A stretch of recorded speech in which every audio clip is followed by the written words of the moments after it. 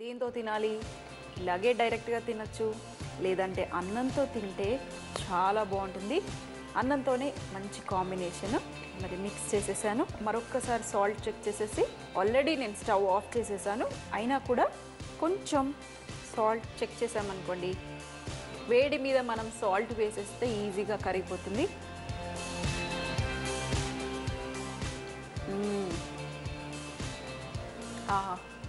కొబ్బరి పచ్చడిలాగా చాలా బాగుంది.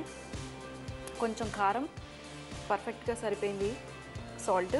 అలాగే మన సొరకాయ కూడా పర్ఫెక్ట్గా ఉడికింది. ఎక్కువగా ఉడకపెట్టద్దు, మనకి ఆ బైట్ అనేది ఎప్పుడైనా తగలాలి కూరగాయలకి.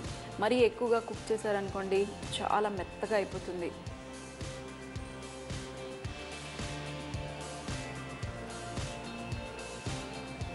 మాటలు లేవండి, అంత మైల్డ్గా, లైట్గా, రిచ్గా చాలా బాగుంది. ఎందుకంటే కొబ్బరి వేసాం కాబట్టి రిచ్, పెరుగు వేసాం కాబట్టి ఇంకా రిచ్, అందులో వడలు వేసుకున్నాం కాబట్టి ఇంకా.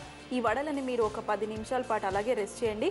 కాస్త సాఫ్ట్ అయిపోయి మనకి అన్నంకి కానీ, చపాతీకి కానీ, లేదంటే డైరెక్ట్గా ఈవినింగ్ మీరు స్నాక్గా కూడా తిన్నా చాలా బాగుంటుంది.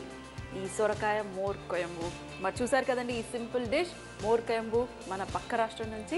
తప్పకుండా ట్రై చేయండి, ఇంట్లో వాళ్ళందరికీ పెట్టండి, మీరు తినండి, ఎంజాయ్ చేయండి.